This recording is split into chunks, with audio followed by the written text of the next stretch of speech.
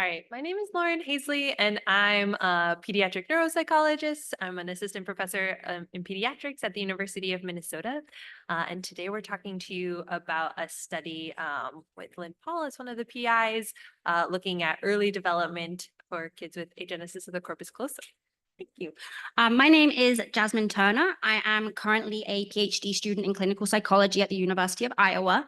But for the last 7 years now, I have been at Caltech with Dr. Lynn Paul, where we've been working on the ACC Infant and Child Study. Today, we'll be giving an update on the infant study. So this is a project that includes infants all the way up to 3 years of age. And so we'll be giving you an update on what we're finding so far. But first of all, there we go. You've already heard Linda say thank you, Lynn say thank you, but we're going to keep saying this because we are so grateful to all of the families that participate in our research. You make the study what it is. We have so many wonderful parents that put so much time into completing these really long surveys, these phone interviews over multiple time points, flying out to Minnesota for direct assessments with Lauren. So we really do appreciate it. If you've been in the study prior to last August, I was that person that was nagging you over email constantly to complete the surveys and to respond to our emails. So I want to say thank you so much for that time. I also have a couple of extra thank yous I want to say while I have this moment. One is to all of the administrators of the Facebook birth groups. Let me try to get everyone's names right. Okay, we got Heather, Natalie, Sarah, and Christina. Thank you.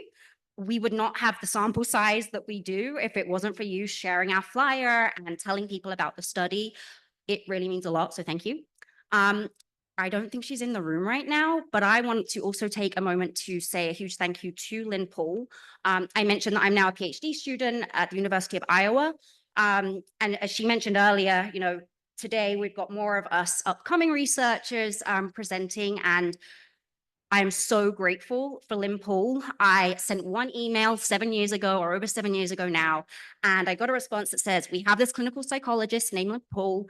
I met with her, and I'm just so grateful she introduced me to this population. I knew nothing about disorders of the corpus callosum back at that point. But I'm also so grateful for the experience I've had working with you families. I know we've got a few of you today in the audience. I have enjoyed working on this project so much, and you guys are the reason that I want to spend my life studying this. It's been an honor getting to learn about your kids. For those of you that are in the study, you'll have noticed you haven't heard from me in the last year because of doing my PhD. So I also want to introduce you all to Ella. Would you mind standing up? She's over there in the back. Ella is my amazing replacement. She is now the one that's nagging you with emails and calling you. If you want more information, if you want a flyer at the end of this, she has a whole bunch of them. So please, go chat with her. If you send emails, we have a study email address. She'll be getting back to you if you have any questions. So thank you for being an amazing replacement. I am not completely leaving the study. I will still be involved, but necessary pause while I do the PhD thing. With that said, we'll actually get into the study. Great. So we just wanted to take a second to note, and if you were here for the earlier talks, this has come up, that there are things that research can tell us, and then there are limits to what research can tell us. So before we get into a whole bunch of research results, we want to just take a second and say that a lot of times we are talking about averages, that we are taking a group of people who have a lot of different, conditions, a lot of different strengths and challenges, and we're combining them into a group to try to say something about what on average can we expect in order to inform decisions for families, but also to inform policy and to inform providers. But that doesn't mean that it replaces what you know about yourself as an individual, about what you know as yourself about your child. So you might see some of these results and it really resonates and says like, oh, that's exactly what my child looks like. And you may see some of these results and say, wow, that's really different from what I experience. And so, that there are certainly limits to what data can tell us. And so the main study aims at the beginning of this was to describe the developmental progression and common delays in infants and toddlers with disorders of the corpus callosum. I have heard just from so many families that their experience when their child was originally diagnosed with a disorder of corpus callosum, often at like a 20-week anatomy scan, was a provider sort of shrugging, or a provider saying it's likely that your child will never walk or talk, and kind of everything in between. And so a big part of this study is to be able to give information to providers to say, like, you need to have better information. You need to be able to inform families on what the expectations can be in a real way, and not just sort of shrug. And then, a second aim is to identify contributions of the corpus callosum connectivity to other developmental disorders. So I know other folks have talked about this, that the corpus callosum is involved in a lot of other developmental disorders, autism spectrum disorder being one of those. And so we want to look at the overlap of these conditions. Okay. Testing. There we go. We're good. All right. So I'm just going to give a brief overview of kind of who's eligible to participate in our research. For those of you that have not yet signed up, we're going to try to persuade you today. So I do also want to make the point before I get into this, we do have the infant study and the child study. To be eligible for the infant study, we're enrolling kids before they're 15 months of age. Okay, we want to be collecting data ideally at 6 months if we can, 12 months at the latest. So if you do have a child that is over 15 months of age, they would then be eligible to go into the child study. We are working on flyers for that.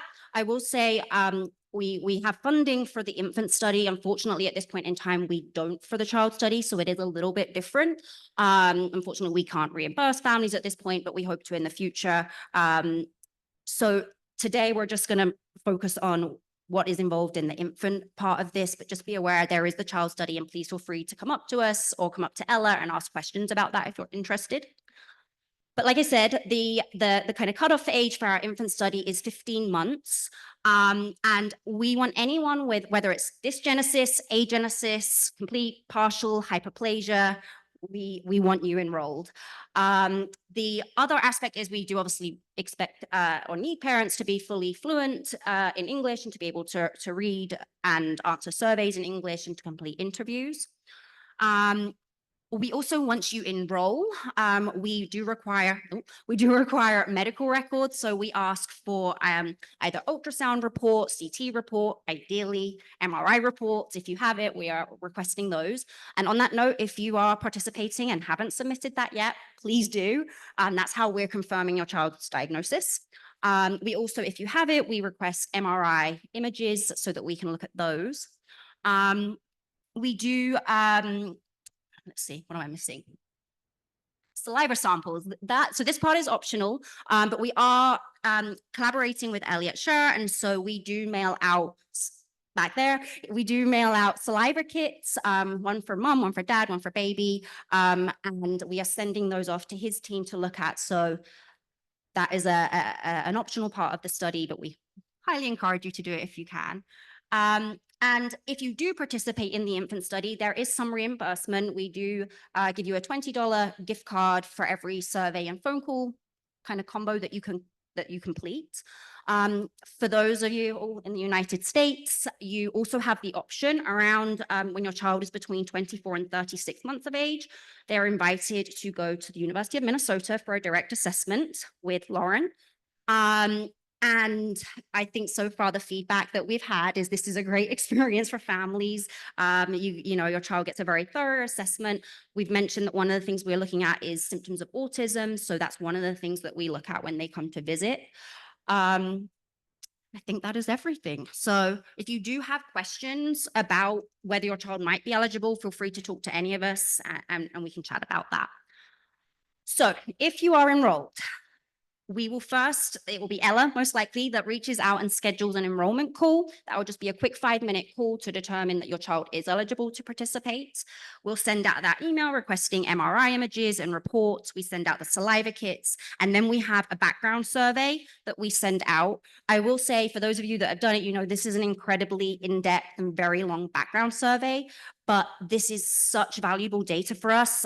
We're not giving an update on that data today, but hopefully maybe 2 years from now at the next conference, and we are working on summarizing that background data. So that's where we can provide updates on, you know, which kids are having which kinds of therapy, is it helping, you know, when are kids starting to walk, when are they starting to talk. As much as we don't have the numbers today, we can say the majority of our kids by at least 2 years of age are walking and talking. And I want to emphasize that because I used to do the enrollment phone calls, and yeah, speaking to parents that have, you know, got a newborn baby and they've just been told worst case scenario by their doctors, they might not walk and talk. We're seeing that the majority of cases, especially if it's an isolated case, they are. So you'll finish your background survey, and then you will complete these online surveys. You can do this remotely, online surveys and a phone interview when your child is 6 months, 12 months, 18, 24, and 36 months of age. At that point, they are able to then cross over into the child study, and we continue to follow them up to 18 years of age.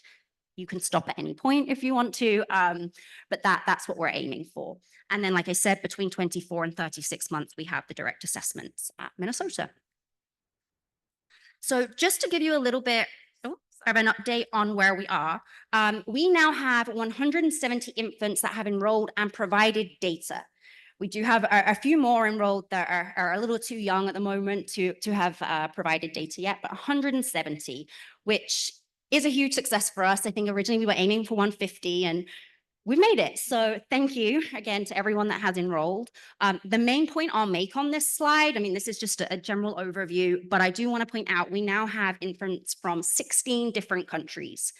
So yeah, thank you to all of our international participants too.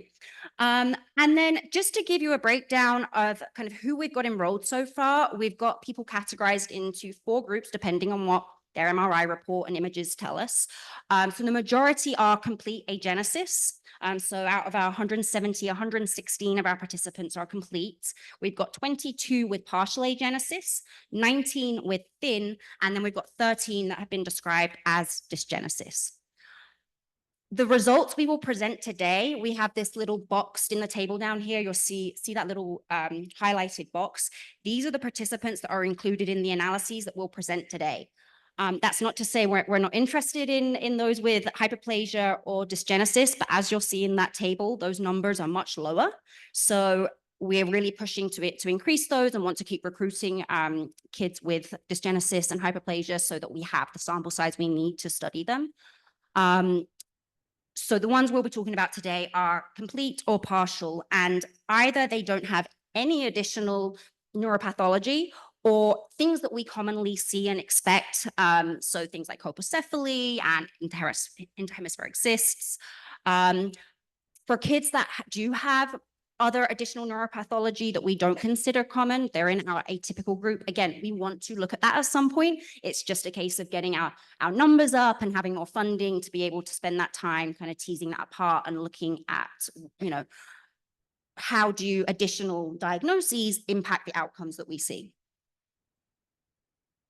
Right, and you'll see, we'll talk about a couple comparison groups coming up. So I just want to cover who those comparison groups are.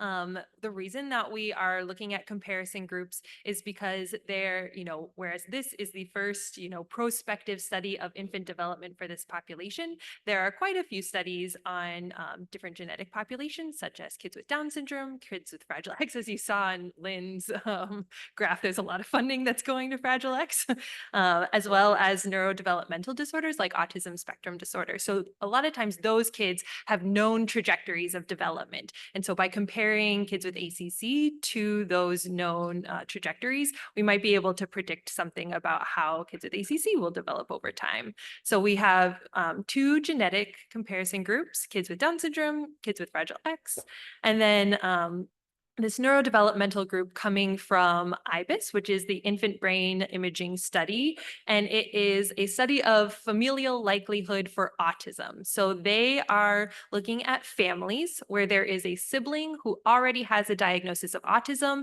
and that kid has a younger sibling. So we know that those younger siblings are at increased likelihood for having autism themselves, usually like a 25% chance of having autism. And so we have groups that you see the high likelihood plus kids. Those are kids who have a sibling with autism and they themselves have autism.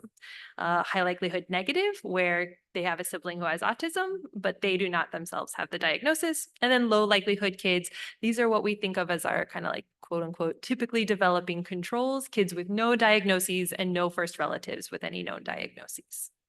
So you'll hear us reference these groups at a later point. Okay, so we are going to go through the results of a few different projects that we've been working on. I'll start by talking about emotional expression and language, and then I'll pass it back over to Lauren to talk about adaptive skills. So this is a project that I've been working on, looking at emotional expression in infants from 6 to 12 months. And as we're going to see, we're going to be presenting results in comparison to those groups that Lauren just mentioned.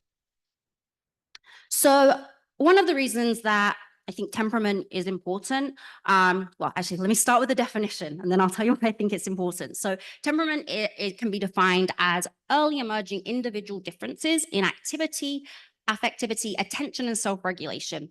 I like to think of this as baby personality.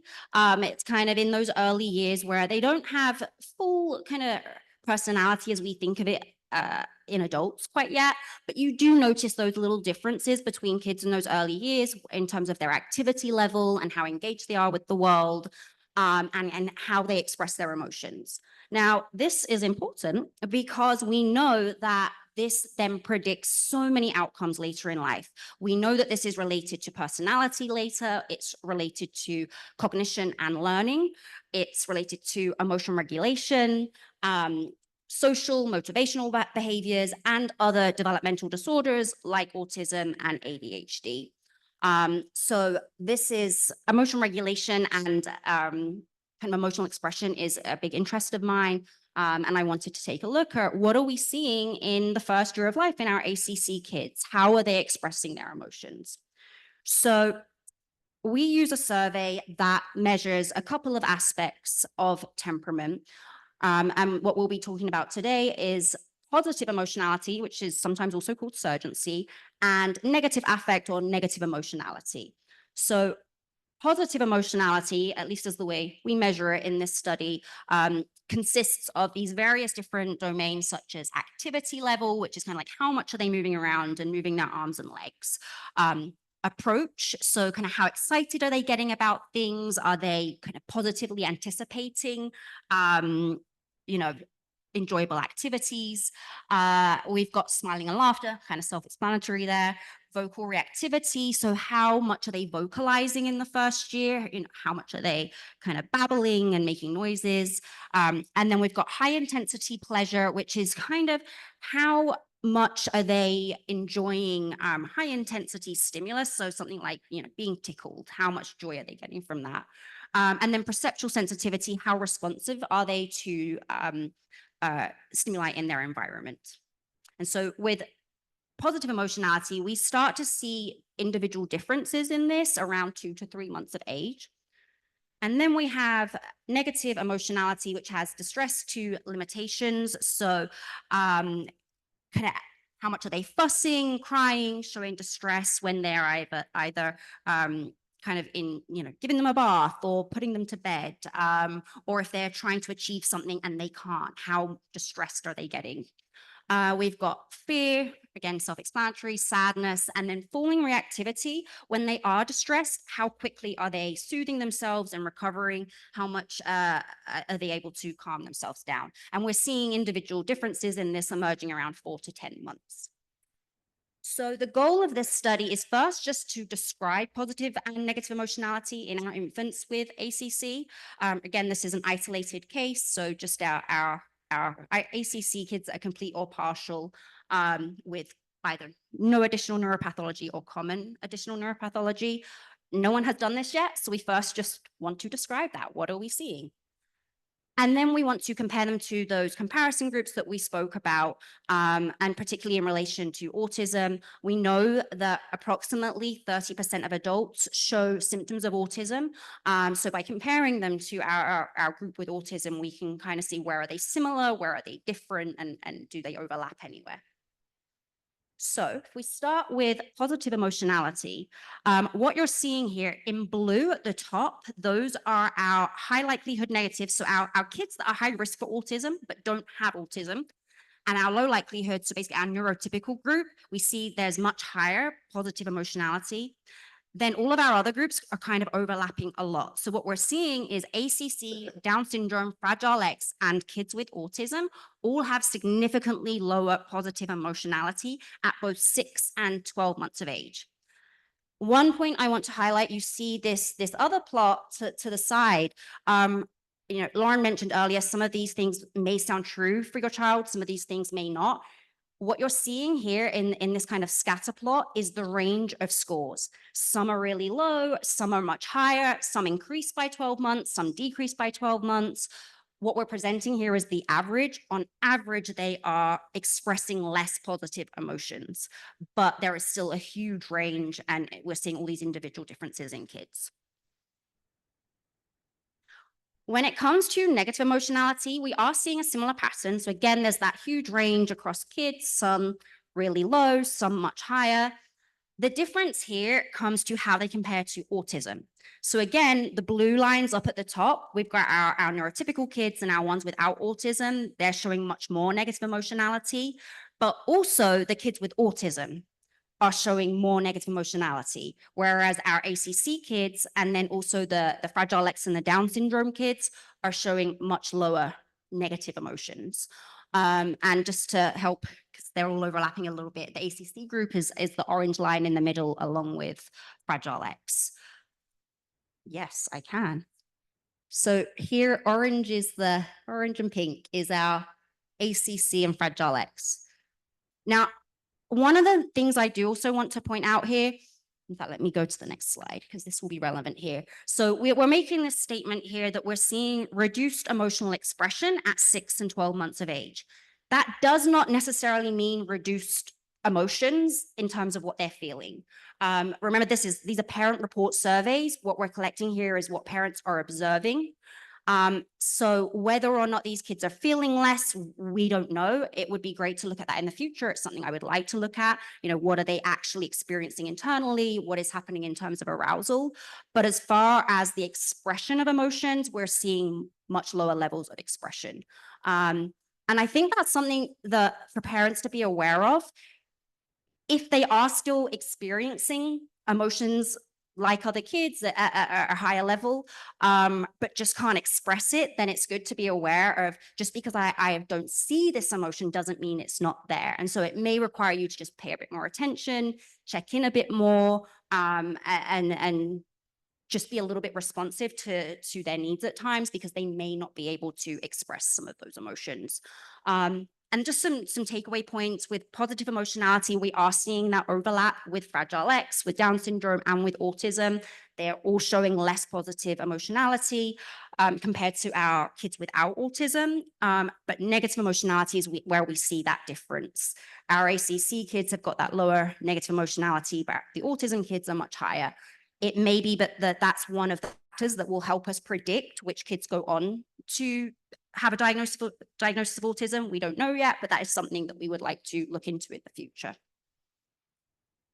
So moving on to language, this is a project that has been led by Ella, who I introduced earlier.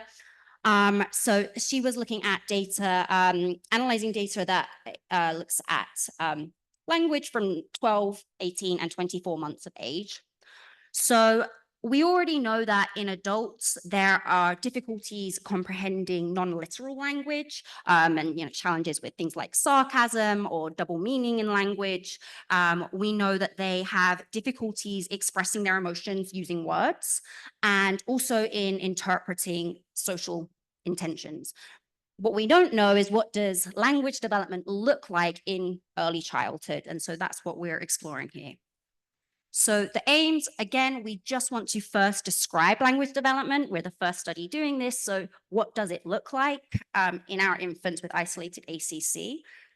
And then again, to compare those infants to the high likelihood autism group. So in this one, we're not looking at Fragile X or Down syndrome. So for this, we use a measure that looks at both expressive language and receptive language. So expressive language is including how many words they're producing, how many gestures they're producing, and then receptive language is what are they understanding. So if we start with words produced, what we're seeing here, so hold on, this is very small on our screen too. We've got our ACC group in blue this time. So down here in blue and pink, we have our ACC group and our autism group.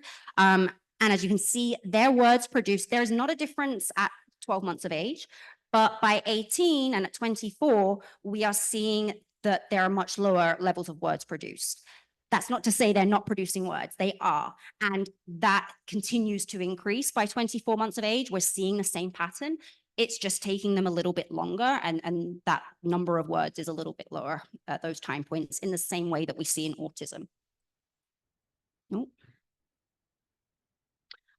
Similar pattern for gestures produced. So again, those two lines at the bottom in blue and pink, we're seeing the same pattern as our kids without autism, but just much lower levels. It is still increasing by 24 months. They're just taking a little bit longer. With words understood, we see the same pattern again. We've got our ACC group right above our autism group. So this is where there's a little bit of a difference. Our ACC kids are understanding words at a faster rate than our kids with autism, but it's still much lower than our neurotypical kids and kids without autism. So main takeaways here, in comparison to our kids without autism, our neurotypical group and the ones that are high risk for autism but don't have it, at 18 and 24 months of age, we're seeing that our ACC kids have fewer words produced. Again, they are talking, they're producing words just at a slower rate. We're seeing fewer words understood compared to our neurotypical group across all of those age points. And then compared to our high likelihood group without autism, we're seeing fewer words just at 18 months that are understood. And then we're seeing slower vocabulary expansion compared to both groups across all ages. So again, that expansion is happening. The parents, I just anecdotally, just talking to parents during phone interviews, I get to hear this, I'd say around kind of 24 months of age, hearing parents get excited about how much that has increased since 18 months. We've had quite a few families do speech therapy. Again, this is just anecdotal at this point. We need to look at the data, but it does sound like from what parents are telling us, speech therapy has been incredibly useful and it's kind of helping with that progression. Compared to our autism group, this is where we're not seeing much of a difference. There's a lot of overlap when it comes to the amount of words they're producing and understanding, but our ACC group is showing that faster expansion in terms of comprehension. So conclusions, our kids with ACC tend to have delayed language development compared to our neurotypical kids from 12 to 24 months. Language development in children with ACC tends to be similar to those with autism. And this suggests that language may be an important target for early intervention. Again, some of these things may be true for your kids, some may not be. Some of our kids are talking really quickly, some take much longer, but this is suggesting this may be an area where you want to consider intervening sooner rather than later to really prepare them as best you can. All right. All right. So I'm going to talk about another part of the project, which is looking at early development of adaptive skills in young kids. And again, looking at those comparison groups.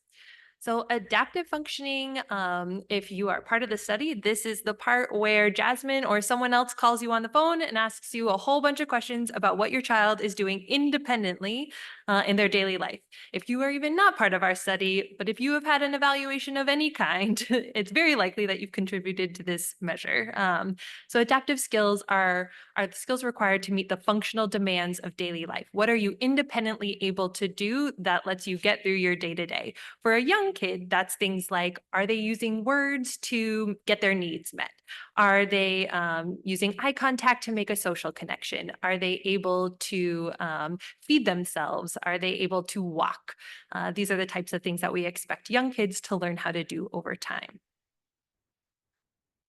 And so the aims for this particular part of the study were to characterize adaptive functioning in early childhood for ACC population, and then to test, are there differences in these with these comparison groups.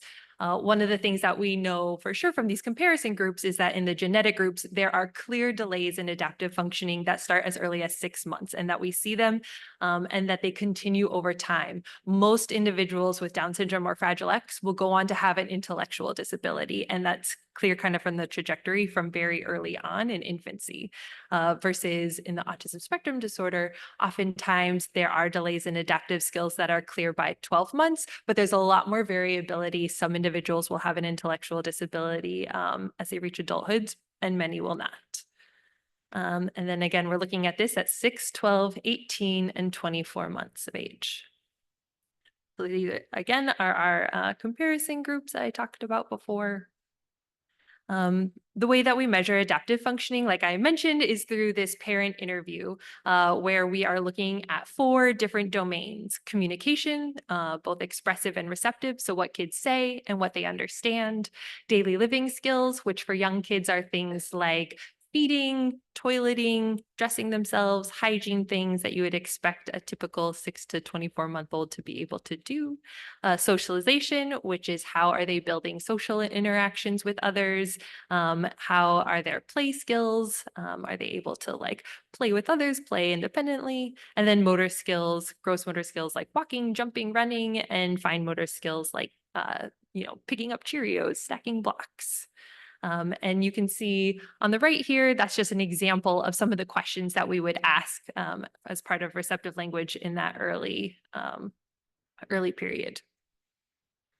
And just to orient, I got this from my kid's pediatrician, but so when we are getting scores for these tests, we are comparing them to other kids their age. So the scores that you're gonna see is we take each individual kid's score and say, in comparison to the average 12-month-old, where are they falling? And you can see that, most people fall somewhere in the average range. And as you get towards the outer sides, fewer kids have lowest scores, fewer kids have very, very high scores. So that is how we are thinking of the scores that we're getting from this measure. We're comparing them to other kids their age without known, some of the kids in this sample have known conditions like autism or Down syndrome and things, but for the most part, they are kind of typically developing young children.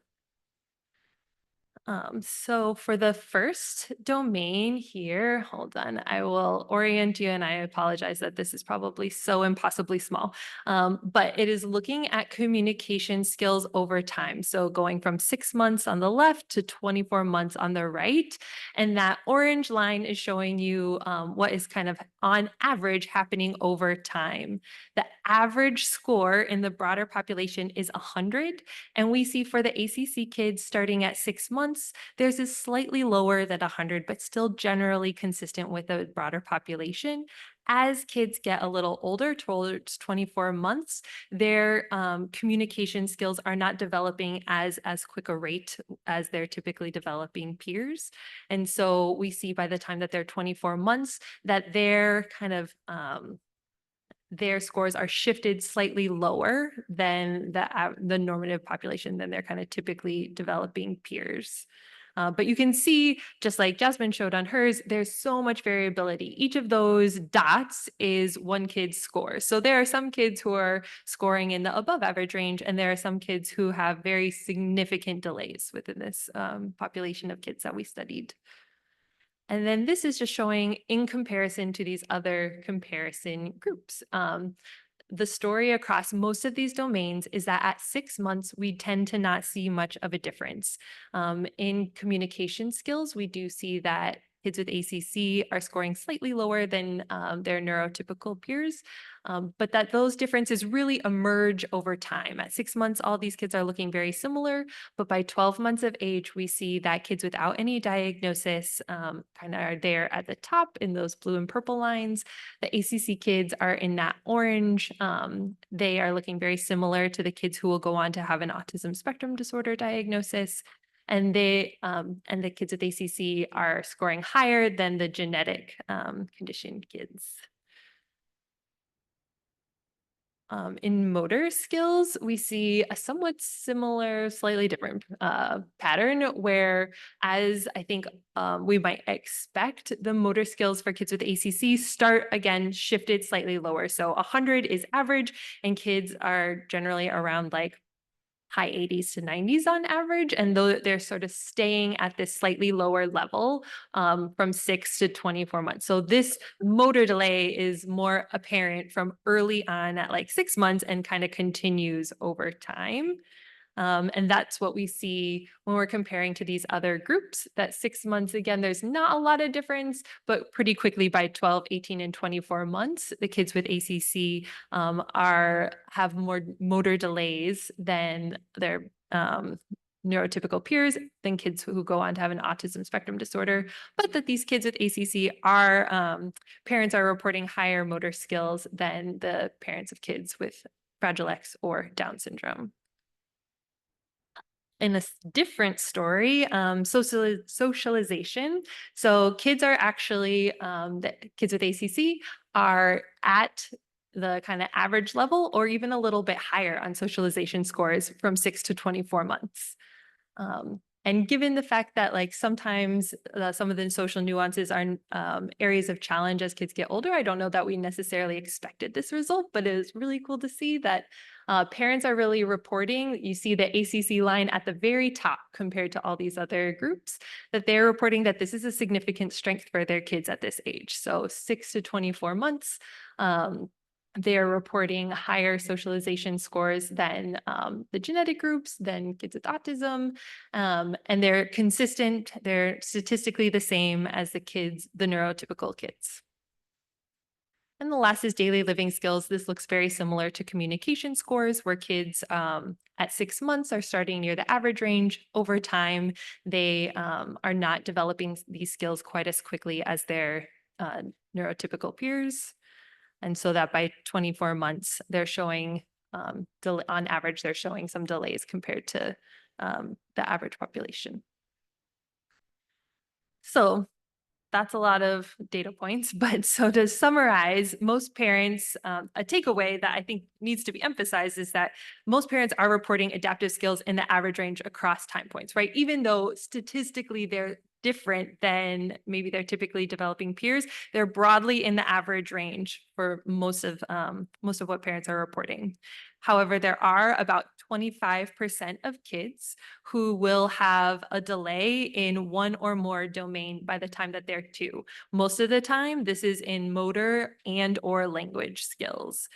So we see that for about a quarter of kids, they do have those delays, and that these delays emerge between 6 and 18 months of age, making early intervention like a really important piece and something that we can take to providers and to policymakers and say, like, these kids should qualify for early intervention.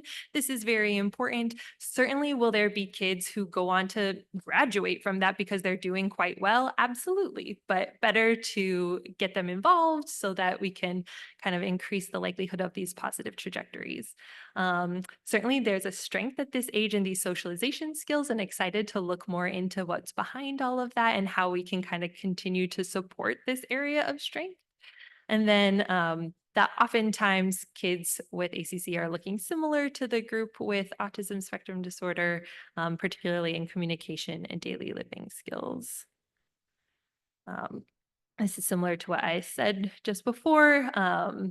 And I think a piece of this that we've touched on across these different presentations is just the significant variability. Even within isolated ACC, there's a lot of variability in this population. All right. And so now I'm going to talk about the subset of kids who were able to come for an in-person visit. So to come see me in Minnesota, there was sort of a terrible joke for a while that whenever we had a family scheduled to come, there was a massive snowstorm. So if you were one of those families that braved the snow to come see me, we really appreciate it. However, right now, that is a picture from this week of what it looks like in Minnesota. So I recommend maybe the spring and summer. um, so 41 of those 170 kids who initially enrolled, we had 41 participants come for an in-person evaluation, and they were invited to come around 24 to 30 months. Due to COVID, there was some variability in how old kids were when they came, but around 27 months on average. We talked before about kind of the breakdown. Most of these kids have isolated ACC. There were actually a couple kids who did have hypoplasia in this particular group. But yeah, most kids had isolated. There were some who met our definition for plus. And the green one that's not labeled is there was one kid that where it was uncertain at the time that we saw them. And about a 44% female population. So 18 girls and 23 boys came to see us. When they come to see us, we do kind of a developmental battery, a comprehensive evaluation. These are the names of the measures. They might look familiar to some of you that they're completing, but I'll talk a little bit more about what each of those types of measures are looking at. One thing that we're doing is developmental testing. So with a 2-year-old, this is a lot of kind of play-based activities where we're asking them to do different tasks. We are looking at 3 main domains: cognitive skills, which in a 2-year-old is things like completing puzzles, memory for different pictures. Are they able to match?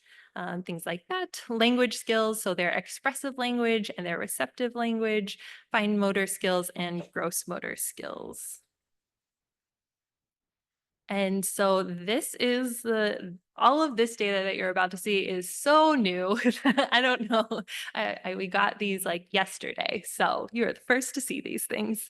So for the most part, we see here, I'm going to orient you. So 100, again, this is similar to the adaptive behavior where 100 is average.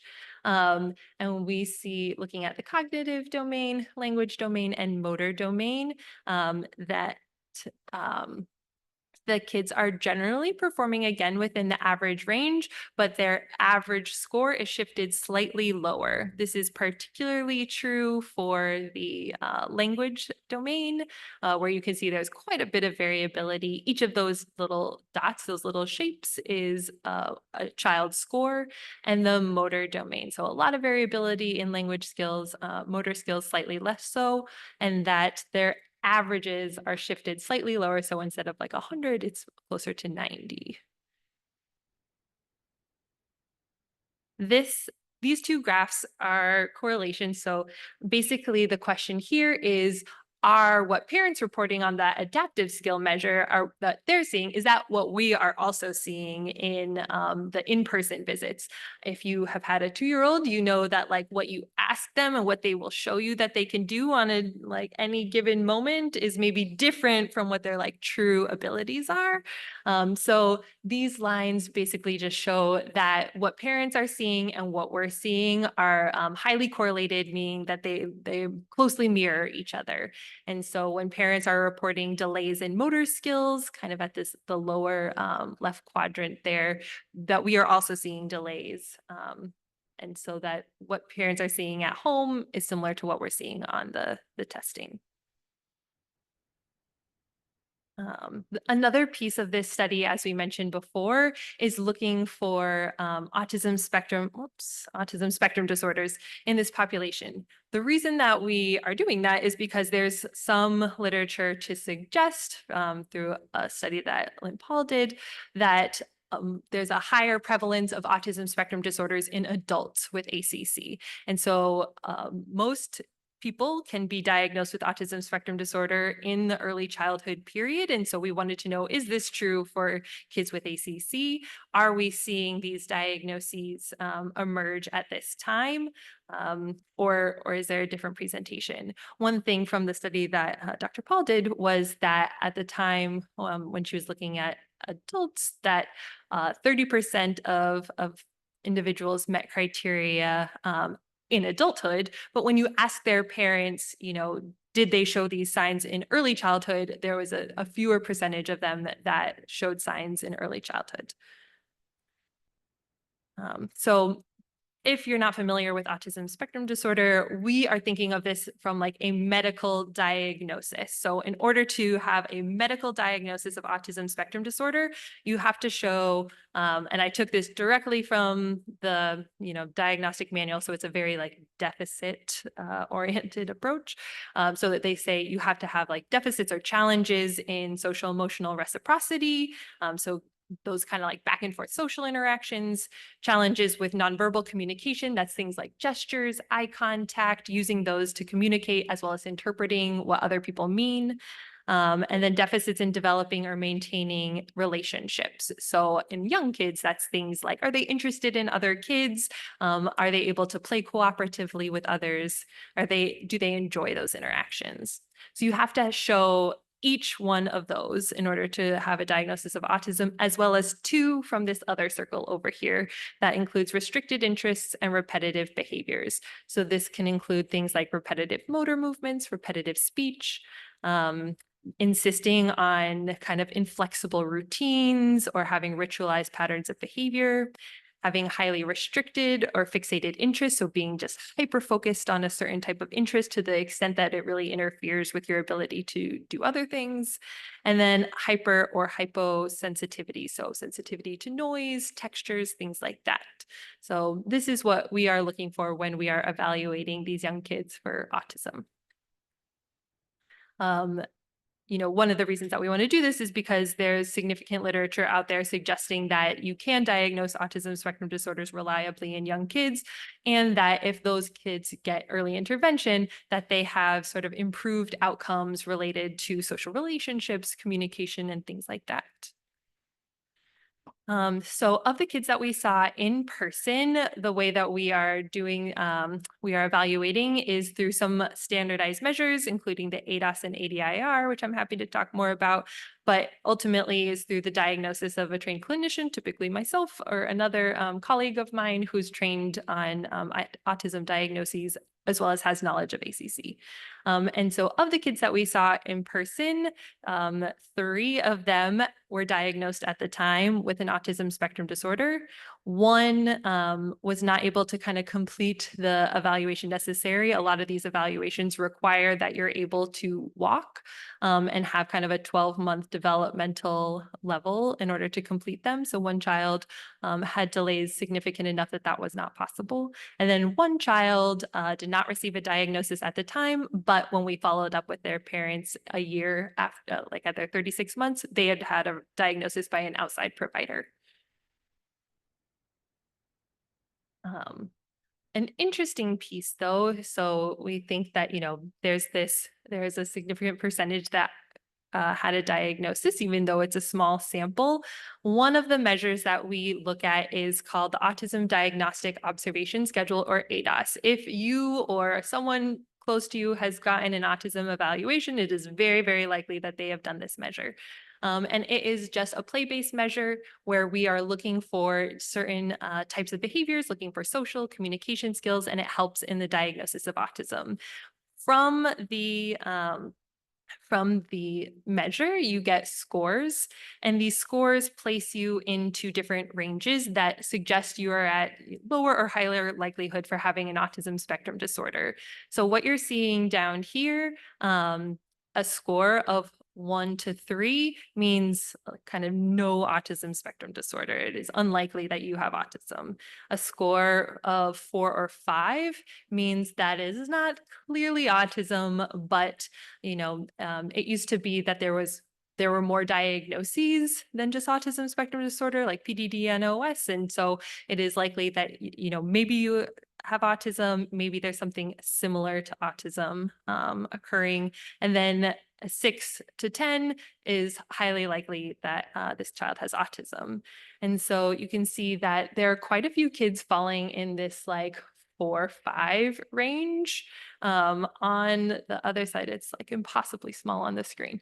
But over here too, you can see this is a little confusing because we have to give different versions depending on how old the child is and how much language skills they have. So most kids are falling in this kind of like no or little to no concern, but there is a significant proportion of them who are falling in this like mild to moderate concern, or more kind of like autism spectrum, meaning like not clearly autism, but maybe somewhere potentially on the spectrum. So a significant proportion of kids who did not get an autism diagnosis, there's still like kind of autistic behaviors. They're still showing signs of autism, even if they are not meeting full criteria, which I think really aligns with what I have heard from families or heard from individuals, is that there are some overlap, there are some things that fit, but it's not clearly autism. And I think a lot of times providers, it's like, okay, we have the autism label, and so there it is. And this is suggesting, there's more gray area, certainly. So summary of these results is that most children are scoring an average range on developmental testing. On average, the scores are shifted slightly lower, particularly in language and motor skills, which is consistent with what parents are reporting as well. And that about 10% met criteria for an autism spectrum disorder, but about another 15% showed significant features of autism, but did not meet the full criteria. So taking all of this together, kind of what are we seeing from our study thus far is, as Jasmin talked about, reduced emotional expression at 6 and 12 months, delays in language and motor development, both based on the project Ella was doing, as well as the adaptive and developmental testing that I looked at. But that there are significant variability in skills. And so that testing for your individual child can be like a really important component of their early follow-up. And that there's a lot of evidence of resilience, right? That they may be missing this major commissure of their brain, but they're from this very early age compensating, right? That they have, like Jasmin said, that they are mostly walking, they are talking, they are developing these skills. And that aspects of social development in this early time frame may be a strength, and that deserves a lot more kind of investigation as to what is behind that strength. And that there are signs of these autistic behaviors. Another piece that we're thinking about is that these autistic behaviors might be related to early sensory and motor differences. And there are many future directions for this work, but one is to investigate predictors of, right, who are the kids who are more at risk to be in that kind of 25% who are showing delays. We want to know, is that based on diagnosis? Is that based on another genetic condition? So who are those children, and can we predict that? Continuing to enroll infants, certainly. Adding in-person time points, so hoping to have kids come at a 12-month time point or a 4-year time point to see how their development looks in person at that time. Adding brain imaging, and then Jasmin has certainly, and I've talked about adding an early intervention piece of the study. So we know that there are these early delays that come up, like what can we do to ameliorate that? And just want to thank all the people who contribute to this work. And again, thank the families so much for participating. We added it up and it's like 15 hours of surveys that you've completed if you have participated in this at each time point. And then not to mention like the families who have come in person and contributed multiple days of their lives. And we really, really appreciate that. And we will take any questions, and feel free to contact, that's our study website, study email, and then my work email. So if you have questions, to please send them my way. Oh, sorry. I saw one hand over here first, and then we'll come over here. Yeah.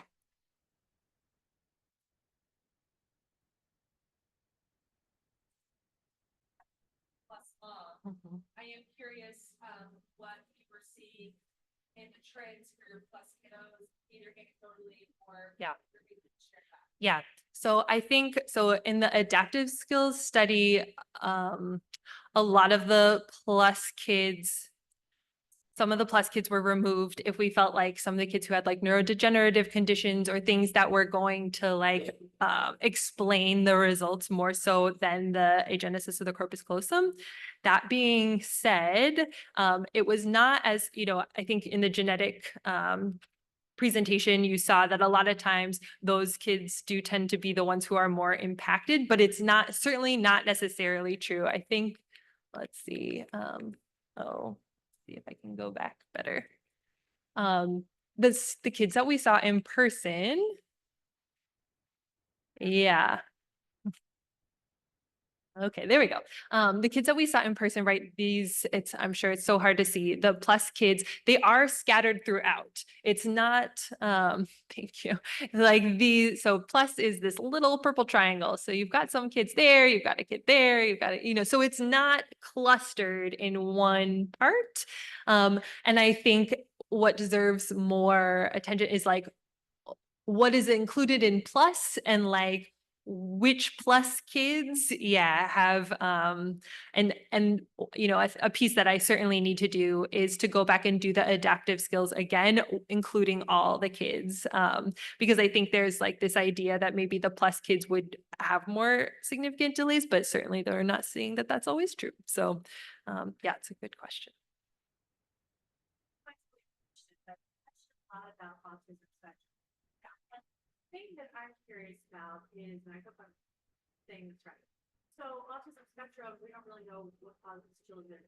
Any type of issues with the brain, a lot of things overlap with expressive, receptive, etc.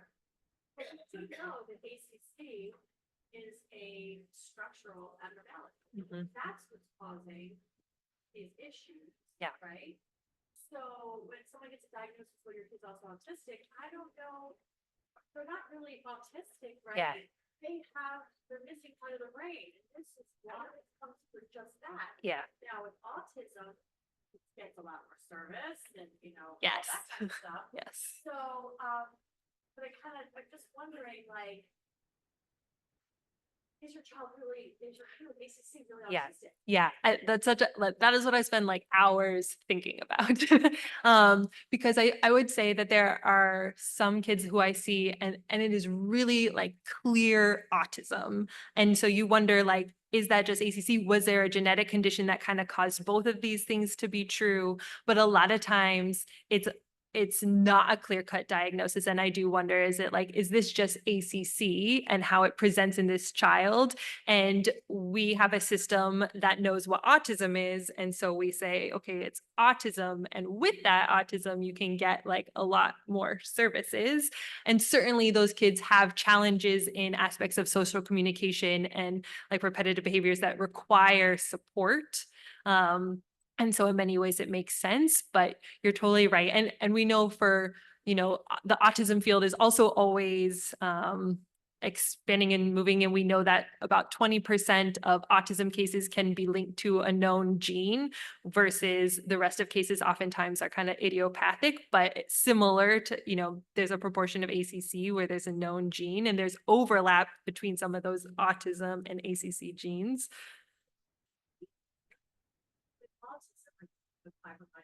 I'm not sure exactly what the problem is, but now autism is now a spectrum. Yeah. That maybe ACC could, I'm just saying. Yeah.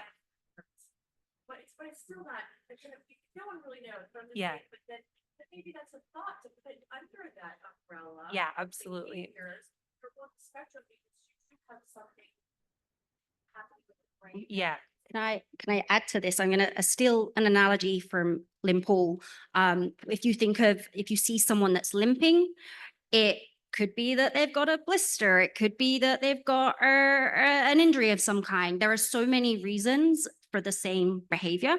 And we use autism or autism spectrum disorder as a label for the behaviors that we're seeing. There are so many reasons that we might see those behaviors. Yeah. So yes, in some cases, some people with ACC will show sufficient behaviors to say they meet criteria. Some may not, but might be showing some of those symptoms and not meeting criteria. So that's kind of the difference there is the kind of the biological component, and then Yeah. what are we seeing in their behavior? Yeah, that's a good point, that it's like a behavioral diagnosis. It's nothing about kind of like the cause. And so you absolutely can have both.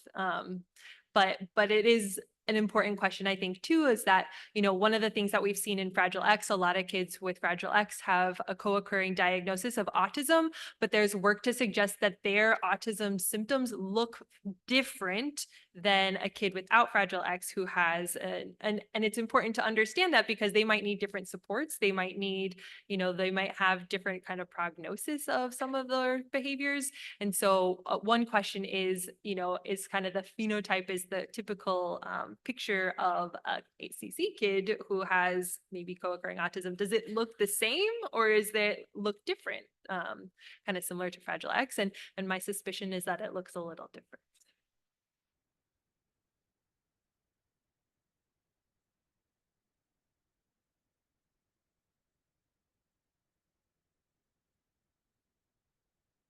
Yeah, that's a good question. So the question was about ADHD. And so, you can diagnose ADHD in some kids as early as 3 or 4. A lot of people wouldn't do that, but you can. And so that would be kind of at the tail end of this study. But certainly the kids who then go on into the child study, it would be really interesting and important to look at, like, were there signs in that early childhood period of, signs that they would go on to have a diagnosis of ADHD. And that is data we collect. If you're in the child study, we do ask about these diagnoses. We ask about, are there problems in school? We ask about attention. We need to get our sample sizes up and we need more funding. But this is a question that we have and want to look at.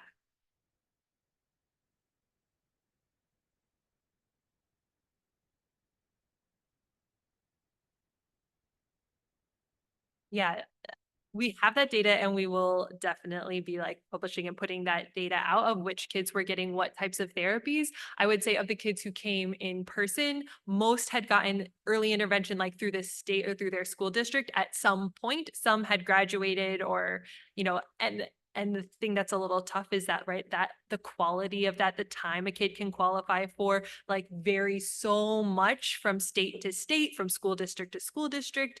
So it's hard, but I would say the majority were getting early intervention of some kinds. And certainly the kids who were more impacted were getting also a lot of like outpatient therapies by that time. The positive that I see working with kids of, with all different neurodevelopmental disorders and conditions is that because ACC is a medical condition, a lot of times states and school districts say, okay, you automatically are qualified for early intervention because you have this medical diagnosis, versus other families who may have had similar like concerns or delays but don't have that diagnosis. A lot of times it's a harder fight for them to get services.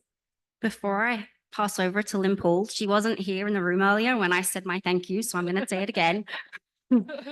Thank you for, number one, being the reason that this study exists and we're doing this, but also personally for me, it is an honor to have learned from you and been trained by you.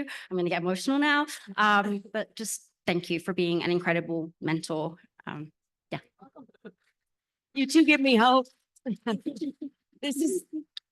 was talking about the future of DCC research. In my world, this is it.